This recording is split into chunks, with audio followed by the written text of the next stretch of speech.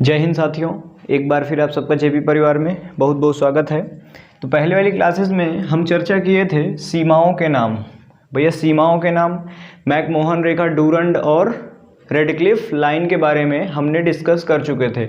इसमें से कुछ बच्चों का क्वेश्चन ये था कि आखिर भारत और चीन के बीच में क्या लाइन, कौन सी लाइन है, कौन सी रेखा है भारत और चीन के बीच में। देखो बच्चा, अगर आप यूपीएससी का पेपर लिखने जा रहे हैं तो आपको लिखना क्या है कि चीन और भारत, चीन और अरुणाचल प्रदेश, क्या है भैया, अरुणाचल प्रदेश के मध्य में, अरुणाचल प्रदेश के मध्य में क्या है आपकी, वो आपकी मैकमोहन रेखा यहाँ पर बनेगी। अगर आपसे क्वेश्चन में ज़्यादातर अधिकतर क्वेश्चन पूछा जाता है कि चीन और भारत के बीच में कौन सी रेखा है, कौन सी रेखा खींची गई है, कौन सी लाइन खींची गई है, तो उसका भी आंसर आपका हो जाएगा कौन सा, मैकमोहन रेखा। क्या हो जाएगी, मैकमोहन रेखा। चलिए, इतना बात आपको क्लियर हो गई थी। कल पिछली क्लासेस में हमने इतनी बातें डिस्कस कर ली थी, ठीक भैया।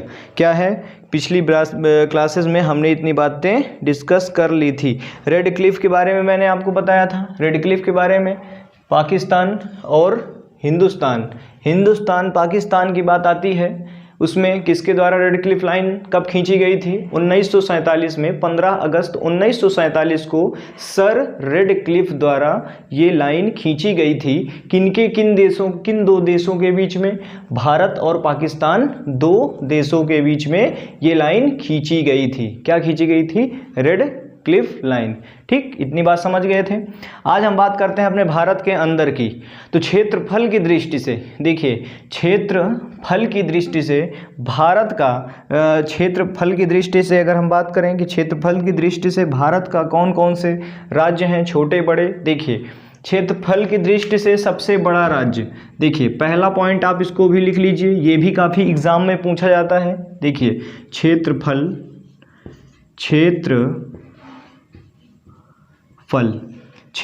से अगर हम देखें तो ए ऑप्शन हो, ए आपका हो जाएगा सबसे बड़ा राज्य। क्षेत्रफल से हमको देखना है सबसे बड़ा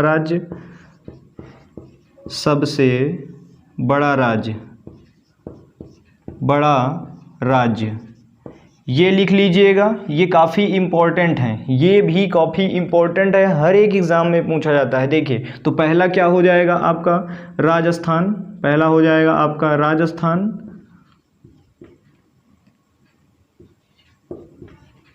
पहला आपका राजस्थान पहले नंबर पे। सबसे बड़ा आपका क्षेत्रफल की दृष्टि से अगर आप देखेंगे तो सबसे बड़ा राज्य भारत का राजस्थान है, जो कि यहाँ पर मौजूद है। देखेंगे आप, यहाँ पर मौजूद है। कहाँ पर मौजूद है, गुजरात के ऊपर आपको दिखाई पड़ेगा। यहाँ पर राजस्थान आपको देखता हुआ मिलेगा, आप मैप खोल के देखेंगे। दूसरा है आपका, क्या हो जाएगा, दूसरा हो जाएगा आपका एमपी, मध्य प्रदेश जो कि यूपी के जस्ट नीचे है, मैप में देखेंगे जस्ट नीचे है, मैप शो हुआ है। दूसरे नंबर पे आपका यूपी हो जाएगा, एमपी हो जाएगा। तीसरा हो जाएगा आपका महाराष्ट्र, क्या हो जाएगा, महाराष्ट्र। और चौथा हो जाएगा आपका उत्तर प्रदेश। चौथा आपका हो जाएगा यूपी। आपको अगर ये पूछ भी लिया गया कि क्षेत्रफल की दृष्टि से भारत का चौथा राज्य कौन सा है, तो उत्तर प्रदेश। तीसरा राज्य महाराष्ट्र, दूसरा राज्य एमपी, मध्य प्रदेश, और पहला राज्य हो जाएगा आपका राजस्थान। इतना बात आपको ध्यान में रखना है। क्षेत्रफल की दृष्टि से सबसे बड़ा राज्य और सबसे छोटा राज्य की बात आती है। जब छोटा, इसको आप लिख लीजिएगा। देखिए, छोटा राज्य बी ऑप्शन में सबसे छोटा राज्य। क्षेत्रफल से हम बात कर रहे हैं, क्षेत्रफल की दृष्टि से देख रहे हैं, क्षेत्रफल के हिसाब से हमको बताना है। देखिए, सबसे छोटा राज्य क्या हो जाएगा, सबसे छोटा राज्य आपका गोवा वाले बीच में, ठीक भैया, गोवा, ठीक भैया। तो क्या हो जाएगा, क्षेत्रफल की दृष्टि से सबसे छोटा राज्य गोवा, जो कि यहाँ पर मौजूद है, जो कि हमारा यहाँ पर मौजूद है, ध्यान दीजिएगा। अब बात करते हैं जनसंख्या। जनसंख्या में सबसे छोटा राज्य, जनसंख्या में सबसे छोटा राज्य, जनसंख्या में सबसे छोटा राज्य। देखिए ये बात अधिकतर लोगों को पता नहीं होती, ये बात याद रखिए। जनसंख्या में सबसे छोटा राज्य, जनसंख्या में लिखते चलिए भैया लोगों, जनसंख्या में सबसे छोटा राज्य जनसंख्या की दृष्टि से दे रहा है, क्या लिख देंगे, सिक्किम। क्या लिख देंगे भैया,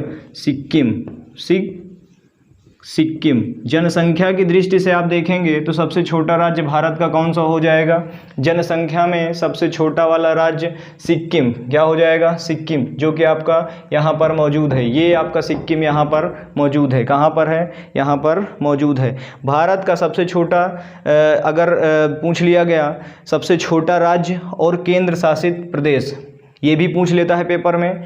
भारत का सबसे छोटा राज्य और केंद्र शासित प्रदेश, ये भी पूछता है, इसको भी लिख लीजिए। देखिए भारत का सबसे छोटा राज्य, आपको ऑब्लिक लगा के दे देगा ऐसे, राज्य, भारत का सबसे छोटा राज्य, भारत का सबसे छोटा राज्य, क्या भैया, छोटा राज्य और क्या हो जाएगा, केंद्र शासित प्रदेश, केंद्र शासित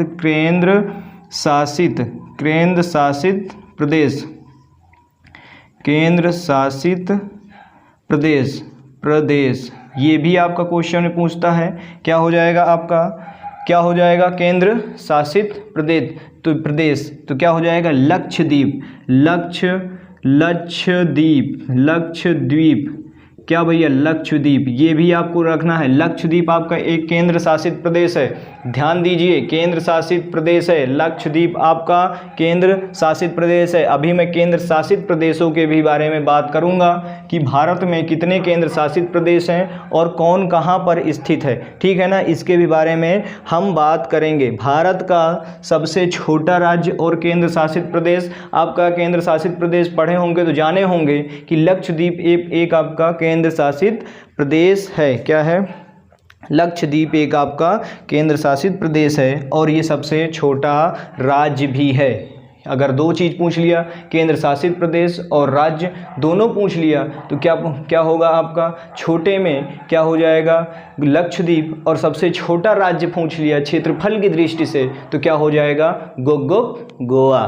ठीक भैया, ये बात याद रखिएगा, ये बात बहुत इंपॉर्टेंट है। ये क्वेश्चन हमेशा पूछा जाता है। क्या पूछा जाता है, ये क्वेश्चन हमेशा पूछा जाता है। अब बात करते हैं, देखिए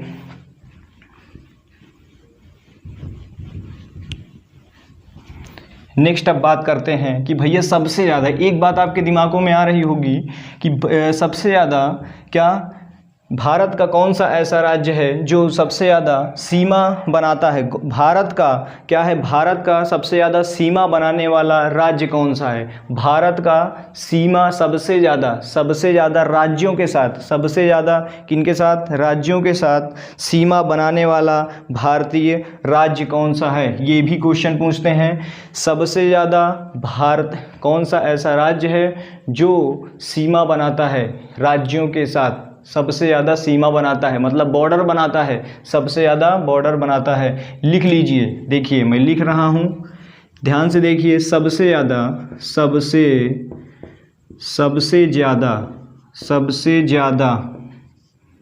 राज्यों के साथ, राज्यों के साथ सीमा बनाने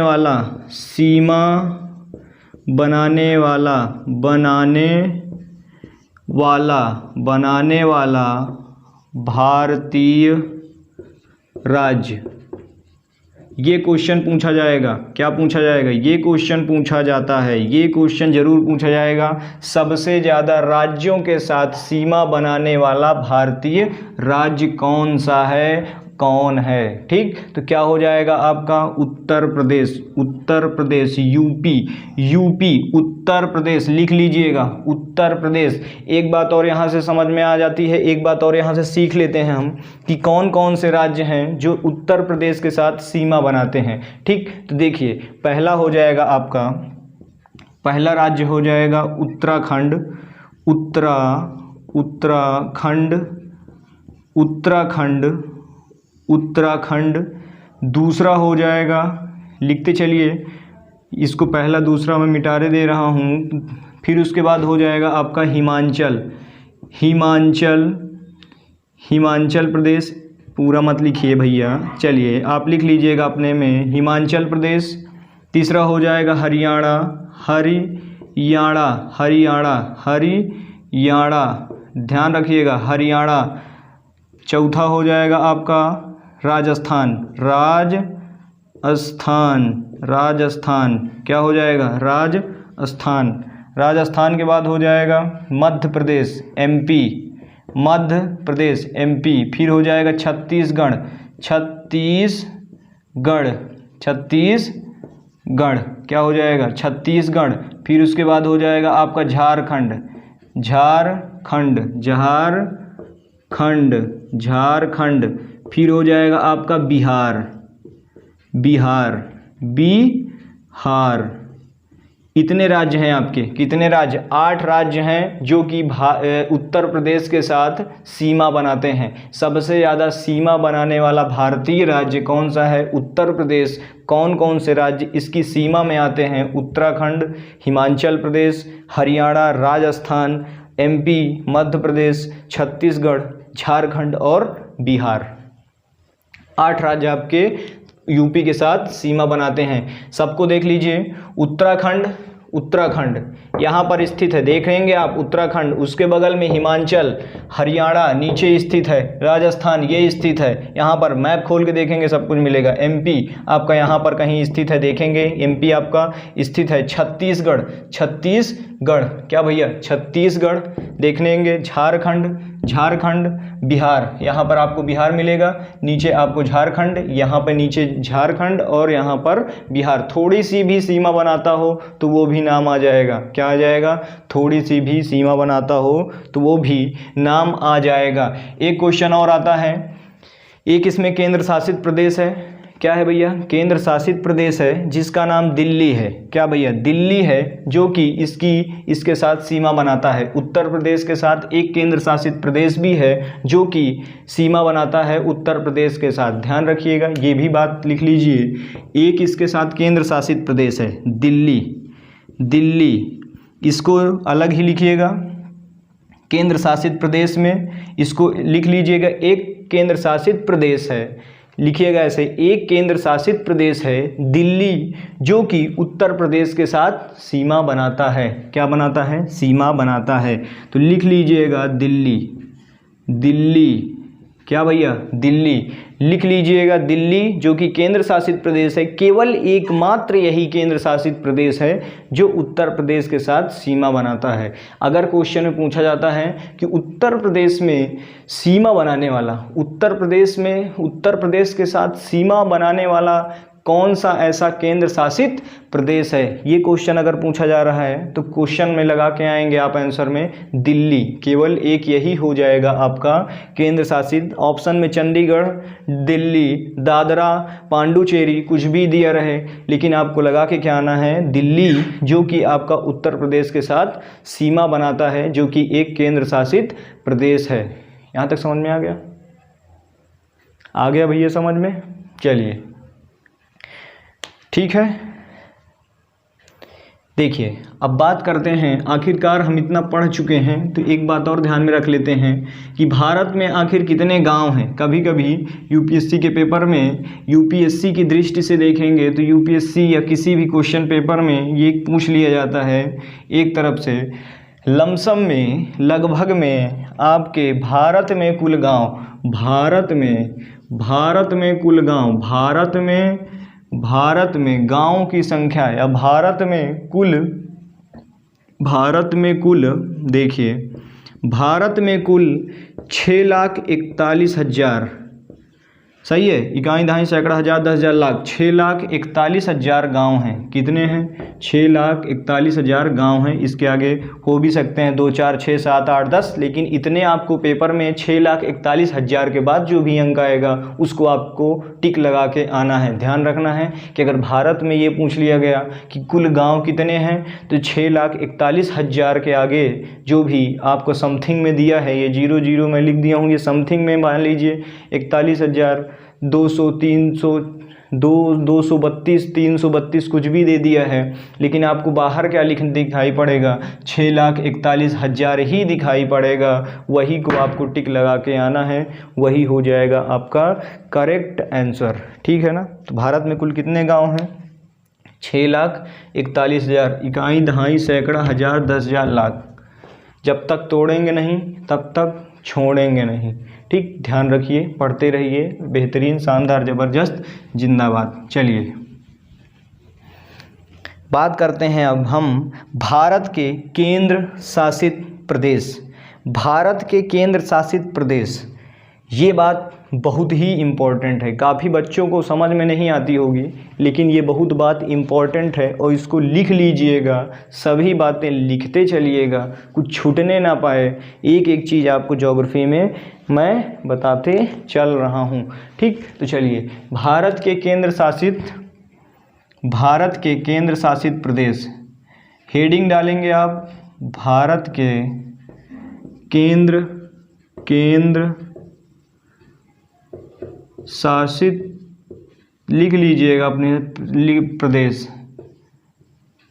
प्रदेश कितने हैं भैया? भारत के केंद्र शासित प्रदेश कुल कितने हैं?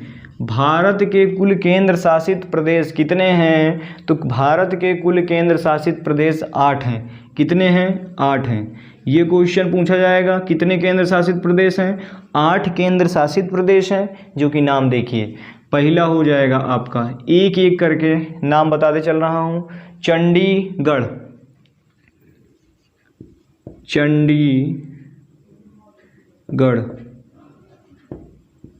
चंडीगढ़।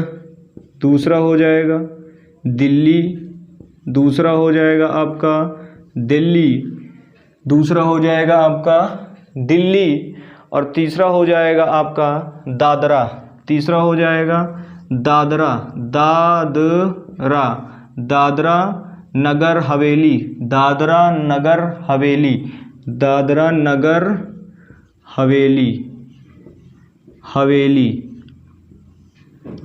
नगर हवेली। चौथा हो जाएगा आपका पुदुचेरी, पौंडुचेरी जिसे कहते हैं, उसको लिखा जाएगा आपका पुदुचेरी। क्या लिखा जाएगा भैया? पुदुचेरी। देखेंगे आपको हर जगह यही दिखेगा, पुदुचेरी ही लिखा हुआ नजर आएगा। क्या हो जाएगा? पुदुचेरी।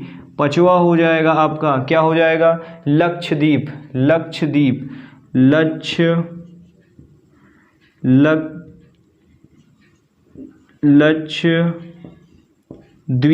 क्या हो जाएगा? लक्षद्वीप। छठवा हो जाएगा आपका जम्मू एंड कश्मीर, जम्मू एंड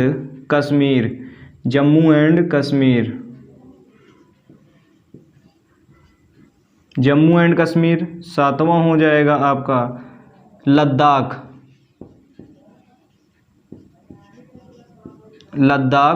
क्या हो जाएगा? लद्दाख। आठवां हो जाएगा, लिख लीजिए, अंडमान और निकोबार,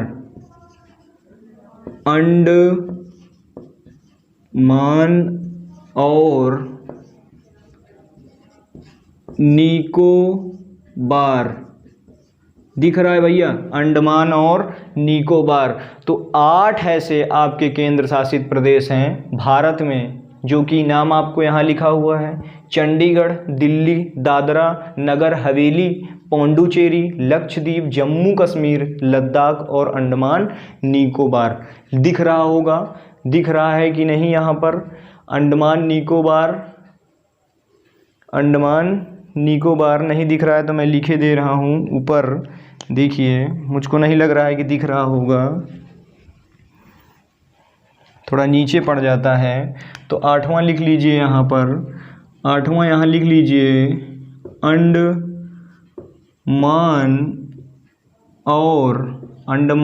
और निकोबार क्या हो जाएगा, अंडमान और निकोबार। तो 8 ऐसे आपके केंद्र शासित प्रदेश हैं। भारत के कितने केंद्र शासित प्रदेश हैं, 8, याद रखिएगा। कौन कौन से, चंडीगढ़, दिल्ली, दादरा नगर हवेली,